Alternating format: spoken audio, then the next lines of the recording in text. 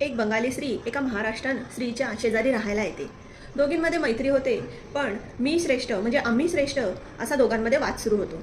मग एक दिवस महाराष्ट्रीयन स्त्री असं ठरवते की मी आज हिची चांगलीच जिरवते. मग त्या सगळ्या मैत्रिणी जमतात. तेव्हा महाराष्ट्रीयन स्त्री बंगाली काकूंना म्हणते की तुमच्याकडे पुरणपोळी करतात का हो? मग बंगाली काकू म्हणतात हो करतात.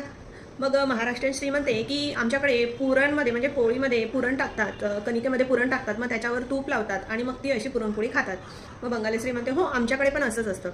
मग हिला खूप राग येतो महाराष्ट्रीयन स्त्रीला आणि मग ती म्हणते मग आम्ही ती पोळी जी ना पाकात बुडवतो आणि मग खातो. मग ती बंगाली काकू म्हणते हो आम्ही पण असंच करतो. मग सगळ्याजणी हसतात.